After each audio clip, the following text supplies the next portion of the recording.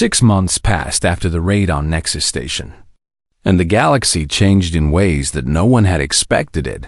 Began with whisper stories told by the freed refugees to their families and friends. Tales of humans who had appeared from nowhere to save them from the Krullians. At first, no one believed it. The Krullians were untouchable. Everyone knew that.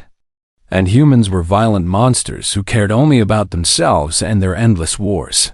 But the stories kept coming from hundreds of different sources, all telling the same impossible truth: humans had come, humans had fought, humans had won. Stories spread from station to station and world to world, carried by travelers and traders and refugees who wanted everyone to know what had happened. And as the stories spread, other stories began to emerge, older stories that had been forgotten or ignored.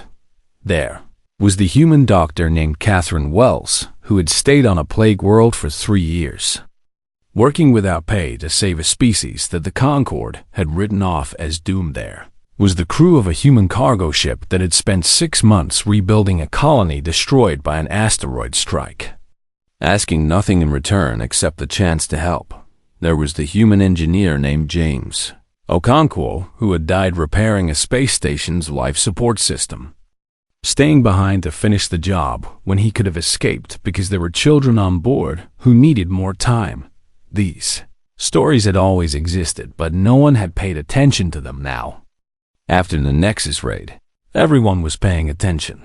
The Galactic Concord could not ignore what had happened forever. 6 months after the raid, Marcus Cole received an official summons to appear before the Concord Assembly on Central Station, the massive diplomatic hub where representatives from every recognized species gathered to discuss matters of galactic importance.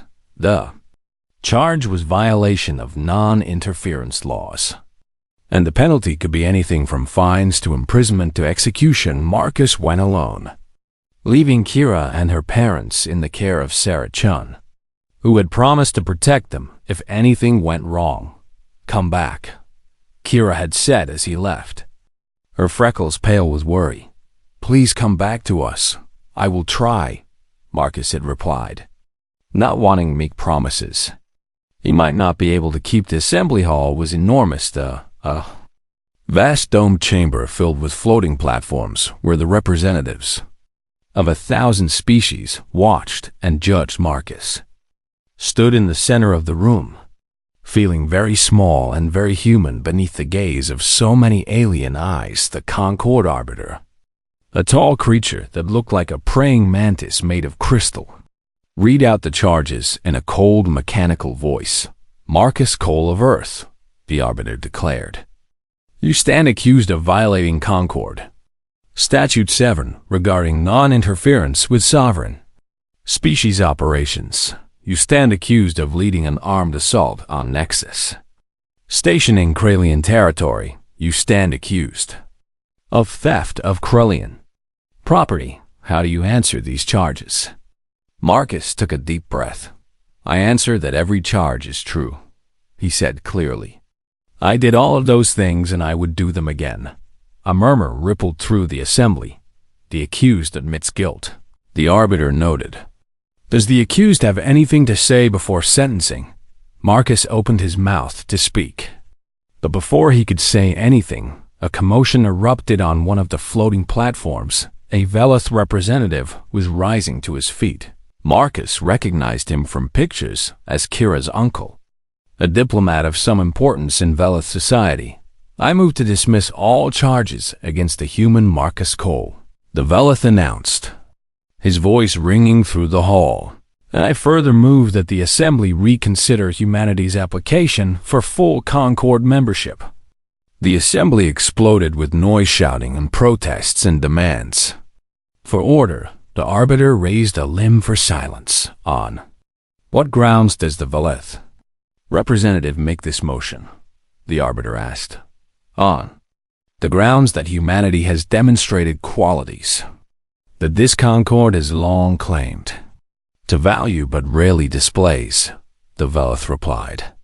"Compassion for the suffering, courage in defense of the weak, willingness to sacrifice for strangers." He gestured toward Marcus. This human received a distress call from an alien child he had never met. He had every reason to ignore it and no reason to answer, but he answered anyway.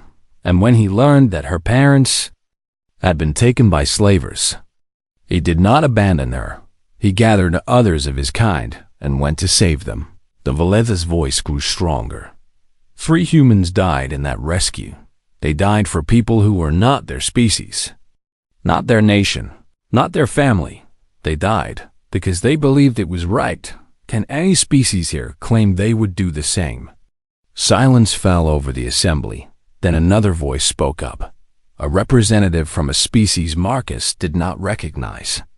A being covered in soft gray fur with 6 gentle eyes. My people were among those rescued, the being said. The humans could have left us behind. Freeing the Valeth was their mission, but they freed everyone. They risked their lives for beings they had never seen before and would likely never see again. More voices joined in, representative after representative standing to share stories they had heard. The crystal-skinned being from the Arcturus system spoke of a human ship that had answered their distress call when no one else would. The aquatic merfolk told of human divers who had helped repair their underwater cities after a seaquake. The avian skylords mentioned human pilots who had guided their lost colony ships through a dangerous nebula one by one. Species that had feared and distrusted humanity rose to speak in their defense. Marcus stood in the center of it all. Overwhelmed by what he was witnessing, finally, the Arbiter restored order and called for a vote on the Velith representative's motion. The result was not even close by an overwhelming majority. The charges against Marcus Cole were dismissed, and by an even larger majority. The Assembly voted to grant humanity full membership in the Galactic Concordia, status they had been denied for decades due to fears of human aggression after the session ended. Marcus tried to slip away from the celebration that followed. He had never been comfortable with attention and the thought of being treated as some kind of hero made his skin crawl. He found a quiet observation deck overlooking the stars and stood there alone, watching the lights of distant ships moving through the void. He was not surprised when Kira found him. She had arrived on a fast transport with her parents, determined to be there for the verdict, and now she stood beside him with her freckles glowing that warm golden color he had come to love. "You changed everything," she said softly. "Not just for my family, for everyone, because of what you did. Humans are now part of the Concord because of what you did. Other species see humanity differently." Marcus shook his head. "I did not change anything," he said. "I just answered a call. Anyone could have done what I did, but they did not," Kira replied. "Others heard my call, and they did nothing. You heard it, and you came. That is what matters. Not what anyone could have done, but what you chose to do." She reached up and took his hand, her small blue fingers wrapping around his scarred and calloused palm. "You taught me that humans are not monsters," she said. "Or maybe you taught me that the best kind of monster is the one that chooses to fight for good." Marcus smiled down at her. "What will you do now?" she asked. "You are famous. You could have anything you want: wealth, power, influence." Marcus looked out at the stars, at the endless darkness filled with countless points of light. "I am going to go back to my ship," he said. "I am going to keep flying my routes and hauling my cargo. It is what I know, and it is what I am good at." He paused. "But I am also going to keep my communication channel open, because out there somewhere is another scared child calling for help, another family that needs saving, another person who has been told that no one will answer." He squeezed Kira's hand. "And when they call, I will answer. That is what I can do. That is what I will always do." Kira hugged him then, wrapping her arms around him and holding tight. "Can I come with you?" she asked, her voice muffled against his chest. "My parents said I could if you agree. I want to learn to be like you. Want to answer calls too. Marcus felt tears prick at his eyes. Tears he had not shed in 20 years. I would like that, he said softly. I would like that very much. And so Marcus Cole returned to the Perseverance, back to hauling cargo through empty space. But now he did not travel alone. Kira sat beside him in the cockpit, learning to read star charts and navigate asteroid fields and listen for signals in the darkness, and the communication console pinged constantly with messages from across the galaxy, beings who had heard the story, who had problems, who needed help. Marcus looked at the queue of requests and sighed. Then he smiled. Then he answered the first one, because that is what humans do when someone cries out for help into the darkness. A human answers. The fight with the Kralian warlord lasted less than a minute. But to Marcus, it felt like a lifetime. The massive creature was faster than anything that size had any right to be, and his twin blades whistled through the air with deadly precision. Marcus dodged the first strike by throwing himself sideways, feeling the wind of the blade pass inches from his face. He fired twice, but his shots bounced off the warlord's thick chest armor, leaving only scorch marks on the scaled hide. Pathetic, the warlord snarled. Is this the best humanity can offer? He swung again, and this time Marcus was not fast enough. The blade caught him across the chest, slicing through his armor and leaving a burning line of pain that made his vision blur. Marcus stumbled backward, his hand pressed against the wound, and the warlord advanced with triumph in his eyes. But then something happened that the Kralian did not expect. Marcus smiled. You want to know the best humanity can offer? Marcus said through gritted teeth. It is not me. The warlord paused in confusion. And in that moment of hesitation, Sarah Chun dropped from an overhead vent and landed on his back. Her knife found the gap between his neck plates and drove deep. And the warlord let out a roar of pain and rage as he tried to throw her off. But Benjamin was there too, appearing from behind a row of cages with a heavy metal bar that he swung into the back of the warlord's knee. The giant creature stumbled, and Jonas, limping badly from his wounded leg, hit him with a stun charge at point-blank range. The warlord fell with a crash that shook the floor, his body twitching as the electricity coursed through him. The best humanity can offer, Sarah said, standing over the fallen giant, is that we look after our own. Marcus is never alone. The escape from Nexus Station was a blur of running and fighting and desperate moments. They had freed over 300 prisoners from the slave pens, and getting them all to the docked ships was a nightmare of logistics and combat. The Kralians had recovered from their initial shock and were mounting a fierce counterattack, determined to prevent their property from escaping. 3 humans died in those final minutes. David Park was killed holding a corridor so that a group of freed children could reach the ship's Emma. Walsh took a blade meant for a pregnant alien woman and never got back up. And old Benjamin Okafor, who had said he was waiting for a good reason to die, found his reason defending the entrance to the docking bay until the last transport was away. His final words, according to those who heard them, were worth it. The surviving ships fled into the darkness of space, scattering in different directions to make pursuit impossible. The Kralians sent warships after them, but humans knew the fringe territories better than anyone. And one by one, the rescue vessels slipped away into the endless void. Marcus barely remembered the journey back to the Perseverance, had lost a lot of blood from his wounds, and Jonas had to work frantically to keep him alive long enough to reach the ship's medical bay. When he finally woke up, bandaged and weak but alive, he found Kira sitting beside his bed with her parents standing behind her.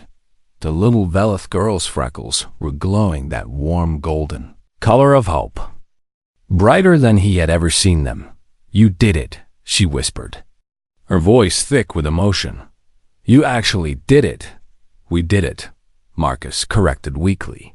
47 humans who decided that doing nothing was not an option. Kira's mother stepped forward, her own freckles shimmering with colors that Marcus could not identify, but that somehow conveyed deep gratitude. "I do not understand," she said, her voice trembling. "We are nothing to you. We are strangers from a species your people have never even officially contacted. The Galactic Concord forbade any interference. And you could have been arrested or killed. Why did you come for us?" Marcus looked at Kira. At this little girl who had called out into the darkness, hoping someone would answer, because she asked for help. He said simply, and someone should have answered. It should not be remarkable. That someone answered, it should be normal. He struggled to sit up despite Jonas's protests. Kralians have been raiding and enslaving people for centuries, and the Concord has done nothing. The Concord has rules and laws and procedures that let them pretend they care, while people suffer, but rules that prevent you from doing good are not worth following. Kira's father spoke for the first time, his voice deep and resonant. "Your people have a reputation," he said carefully. "The Voleth teach their children to fear humans. We tell stories of your violence and your wars and your endless aggression. We call you monsters." "I know," Marcus replied. "We were wrong," the father continued. "Not about the violence. I have seen what humans can do when they fight, and it is terrifying. But we were wrong about what that violence is for." He placed his hand on Marcus's shoulder with a gentleness that seemed incongruous with his words. "You are not monsters because you can fight," he said. "You are monsters because you choose to fight for others. That is far more frightening to those who would do evil." The journey back to civilized space took 2 weeks. During that time, the freed prisoners were distributed among the 12 ships. Then something remarkable began to happen. Word spread through the rescued population about what the humans had done, not just the fighting, but the kindness that followed human.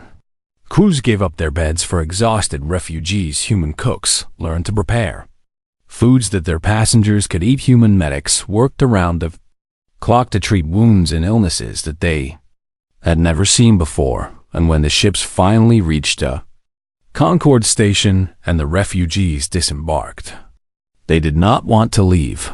"Thank you," each one said as they passed the human crews. "Thank you for coming when no one else would."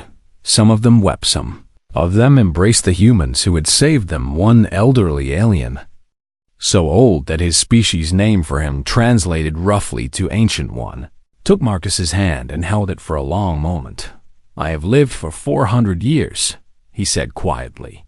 "I have seen many species and many acts, but I have never seen anything like what you humans did. I will tell this story until the day I die, and I will make certain my people remember it forever." After the refugees were gone, and the ships had been repaired and resupplied, the 44 surviving humans gathered one last time. They stood in a circle on the deck of a trading station, exhausted and wounded, but somehow still standing. "What happens now?" Sarah asked. "The Concord is going to come for us eventually. We broke a lot of laws." "Let them come," Maria replied. "I do not regret a single thing." No one disagreed. They said their goodbyes and went their separate ways, back to their ships and their lives and their lonely routes through the stars. But something had changed in all of them. A sense that they had done something that mattered, that they had proven something about what humans could be. Marcus returned to the Perseverance with Kira and her parents, who had nowhere else to go and no desire to leave the man who had saved them, as they drifted through space toward an uncertain future. Kira came to sit beside Marcus in the cockpit. "Marcus," she asked softly, "are all humans like you?" He thought about the volunteers who had answered his call, who had fought and bled and died for strangers. He thought about the 3 who had not made it home. "No," he admitted. "Some humans are worse, much worse, and some humans are better, much better than me." "Then what makes the difference?" Kira pressed. "What makes some humans answer and others turn away?" Marcus looked out at the stars and considered the question. "I do not know," he finally said. "But when it matters, when it really truly matters, enough of us answer." Kira's freckles glowed golden as she leaned against his arm. "I'm glad you answered," she said. Marcus smiled and ruffled the soft crest of hair on her head. "Me too, little one, me too." 2 weeks after Marcus sent out his call for help, 12 ships gathered at a hidden meeting point in the darkest corner of the Fringe territories. They were not military vessels. They were cargo haulers and passenger transports and old mining ships held together by rust and stubbornness, but the 47 humans aboard those ships were something special. Sarah Chun arrived first in her battered gunrunner vessel, her silver hair tied back and her eyes sharp with the same fire that had made her a legend in 3 different systems. Behind her came Jonas Webb, a former military medic who had left the service after seeing too much death and now spent his days saving lives on colony worlds that could not afford real doctors. There was Maria Santos and her crew of 5. All of them survivors of a pirate attack who had sworn to never let anyone else suffer what they had suffered. There was old Benjamin Okafor, 70 years old and mean as a snake, who had simply said, "I have been waiting my whole life for a good reason to die." And there were others, so many others, humans from every corner of the galaxy, who had heard the story of a little alien girl and a man crazy enough to try to save her parents. They gathered in the cargo hold of the Perseverance, standing in a circle around Marcus, while Kira watched from the doorway with wonder in her eyes. "You all know why we are here," Marcus said, his voice steady and calm. "The Kralians took a ship full of Velith refugees 2 weeks ago. Most of them are probably already on Nexus Station, waiting to be sold as slaves. We are going to get them back." A murmur ran through the crowd, but no one objected. "The Concord has already warned us," Marcus continued. "They say we are violating about 50 different laws by interfering with Kralian operations. They say if we do this, we will be criminals in the eyes of galactic law. When has galactic law ever helped anyone who needed it?" Sarah called out, and several others voiced their agreement. "The Kralians are not like other enemies," Marcus said seriously. "They are 8 feet tall on average. They are covered in natural armor. They are faster and stronger than any human. And they have been raiders and slavers for 1,000 years. No species has ever successfully attacked Nexus Station." He paused and looked around at the faces before him. "There is a very good chance that some of us will not come back from this. If anyone wants to leave now, no one will think less of you." Not a single person moved. Old Benjamin actually laughed, a dry rattling sound. "Boy," he said, "I did not fly halfway across the galaxy to back out now. I came here to show those overgrown lizards what happens when you make humans angry." The others cheered, and Marcus felt something warm spread through his chest. Pride, perhaps, or gratitude, or simply the knowledge that he was not alone. The plan was simple, because complicated plans fell apart under pressure. 3 ships would approach Nexus Station openly, pretending to be traders looking to buy slaves. Their job was to cause chaos and draw attention away from the main assault. The remaining ships would use the station's blind spots to dock at the maintenance ports on the far side, where security was lighter because no one had ever been stupid enough to attack. Marcus would lead a ground team of 20 fighters into the station through the service tunnels, making their way to the slave pens where the prisoners were held. They had studied stolen blueprints and bribed informants and prepared for every scenario they could imagine. But everyone knew that once the shooting started, all their plans would probably become worthless. The attack began at what passed for midnight on Nexus Station. Sarah's ship broadcast a fake distress signal that drew the Kralian patrol vessels away from the docking area. And in those precious minutes of confusion, the assault team slipped aboard. Marcus moved through the dark service tunnels with 19 humans at his back, their footsteps silent and their weapons ready. Kira had begged to come with them, but Marcus had refused, she was safe on the Perseverance with 2 guards who would take her to safety. If everything went wrong, contact ahead, whispered Jonas, who was watching their scanner. 4 Kralians, patrol pattern. They waited in the shadows as the massive reptilian guards passed by, their scaled bodies gleaming under the harsh station lights and their clawed feet clicking against the metal floor. These were the monsters that the galaxy feared, the hunters who had never been hunted today. That would change. The fighting started when they reached the first security checkpoint. A Kralian guard spotted them and let out a roar that echoed through the corridors. Raising his weapon to fire, Maria was fast. Her shot took him in the throat, the only weak point in their natural armor, and he fell with a crash that shook the floor. Then everything became chaos. Kralians poured out of side passages, their weapons blazing, their voices raised in fury at the impossible sight of humans invading their stronghold. The humans fought like nothing the Kralians had ever seen. When Marcus took a blade across his arm, he did not stop. He grabbed the Kralian who had cut him and drove his knife into its eye. When Jonas was shot in the leg, he kept moving, kept fighting, kept pushing forward with blood trailing behind him. A young woman named Alice was thrown against a wall so hard that everyone heard bones crack. But she got back up and emptied her weapon into the Kralian who had thrown her. Kralians had never faced anything like this. They were used to species that surrendered when wounded, that fled when outmatched, that gave up when the odds turned against them. Humans did not surrender. Humans did not flee. Humans kept coming no matter how much they bled, no matter how much pain they felt, driven by something the Kralians could not understand. Fear began to spread through the Kralian defenders, real fear. Perhaps for the first time in their lives. What are these things? One of them screamed as Benjamin, 70 years old, with a hole in his shoulder, tackled him to the ground and beat him unconscious with his bare fists. The answer was simple. They were humans. They were persistence hunters whose ancestors had chased prey across endless plains until that prey collapsed from exhaustion. They were the descendants of creatures who had survived ice ages and famines and wars and plagues.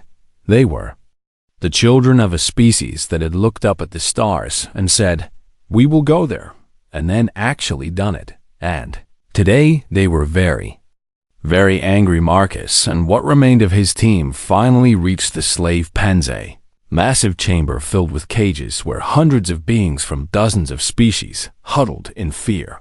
"Find the Velith," Marcus ordered, his voice hoarse from shouting. "Move." They spread out through the chamber, breaking locks and opening cages, and the prisoners stared at them with disbelief. "Humans," one of them whispered. "Humans came for us."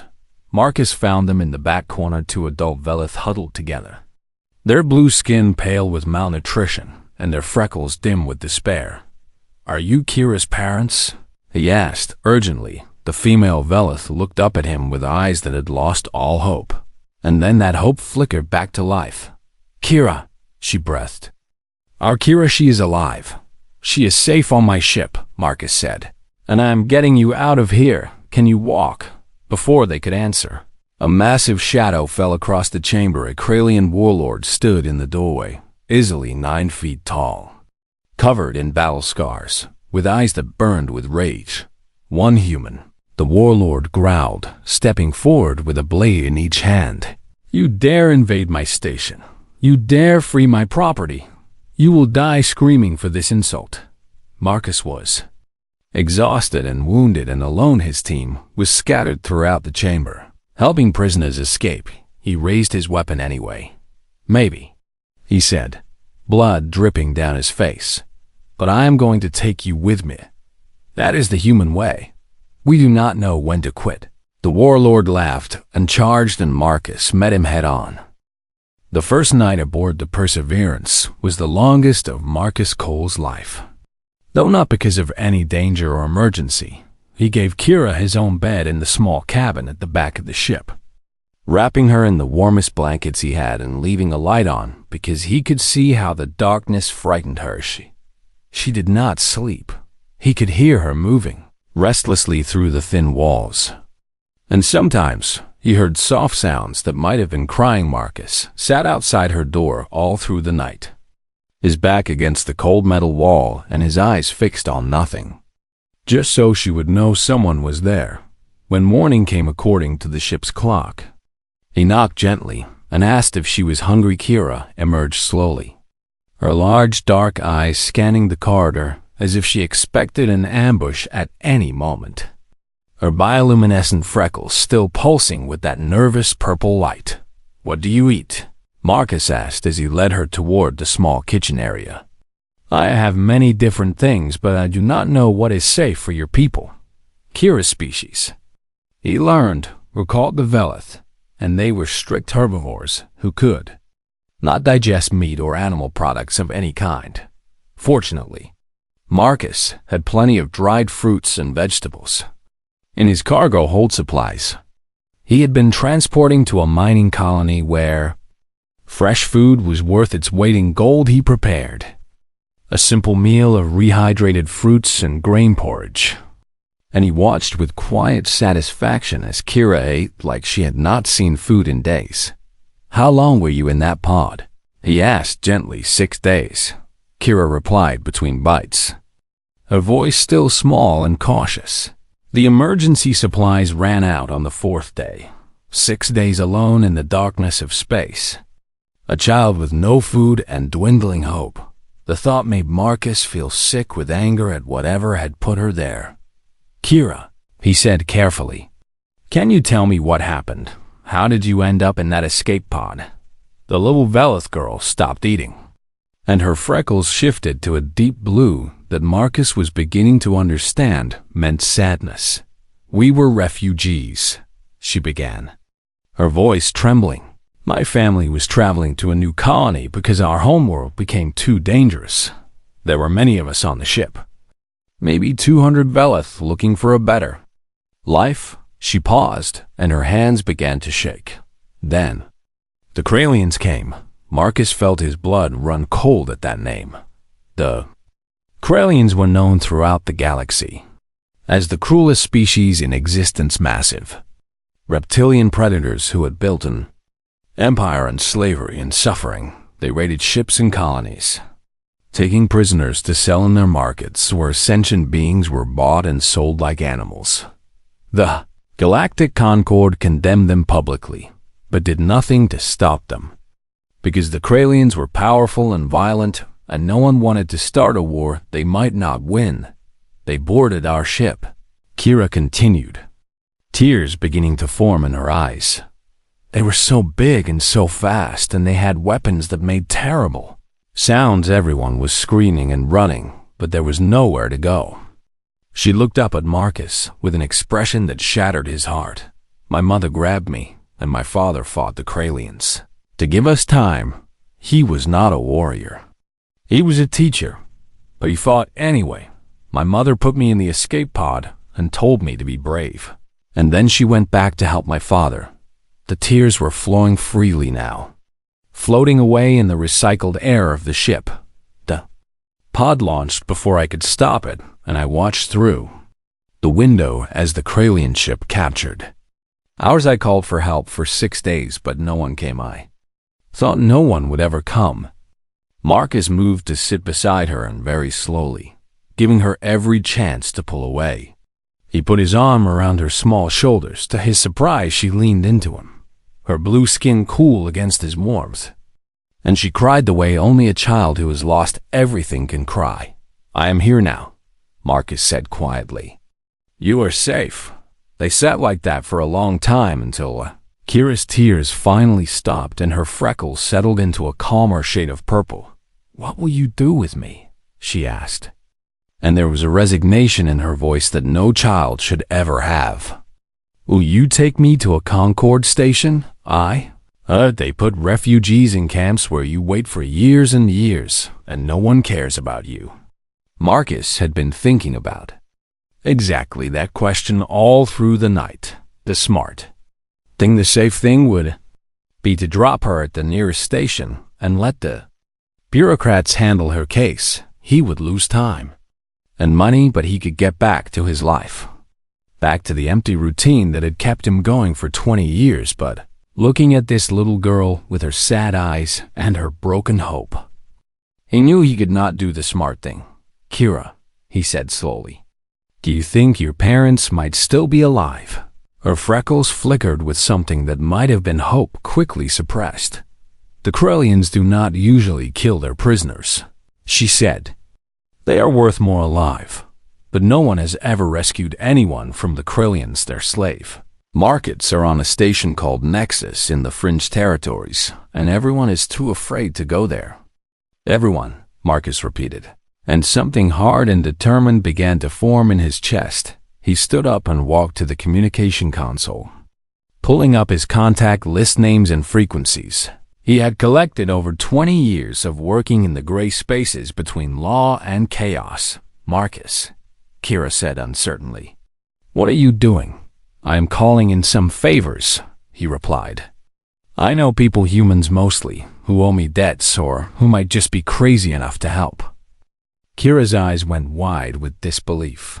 "You cannot be serious. You would go against the Corellians for me, for my parents, whom you have never met."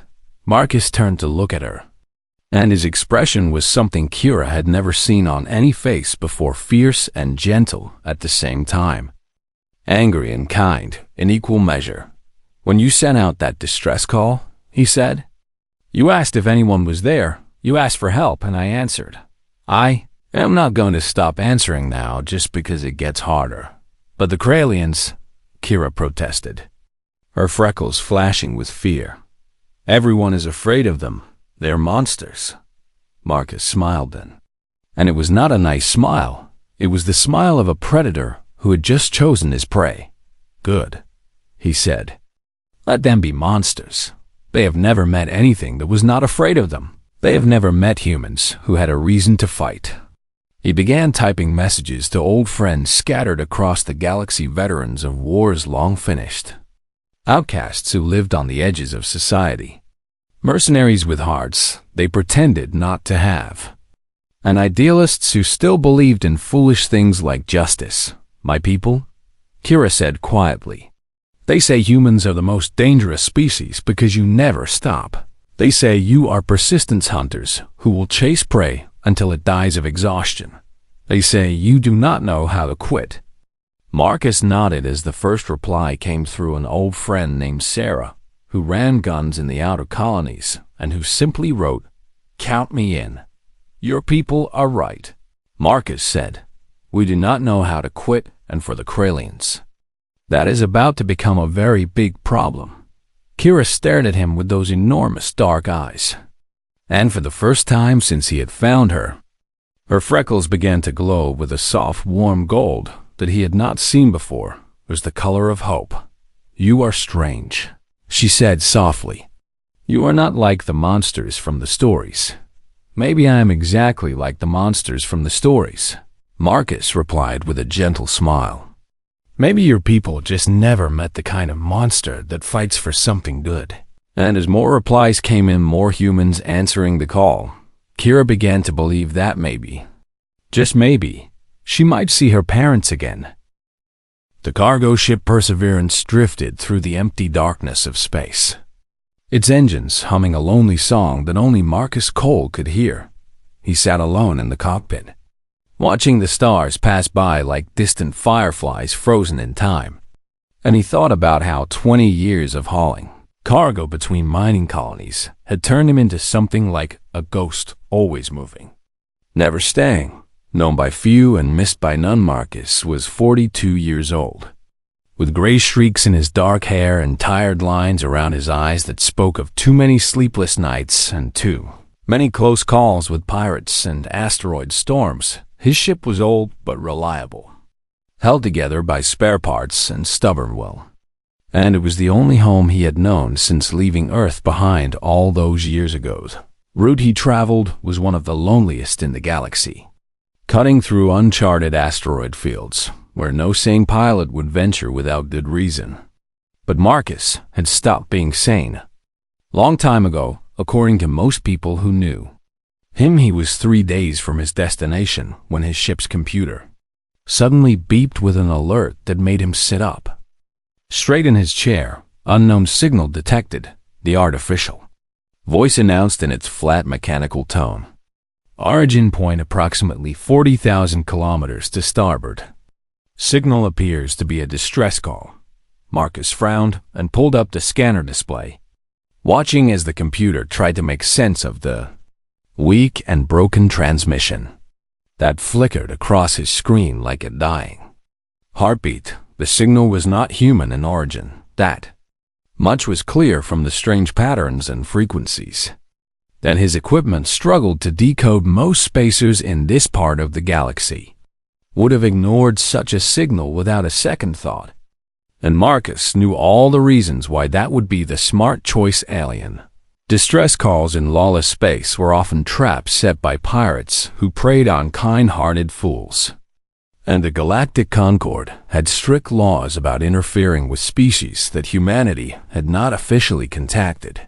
His contract demanded that he deliver his cargo on time, and any delay would cost him money he could not afford to lose. But then his computer managed to translate a fragment of the transmission, and a voice filled his cockpit that changed everything.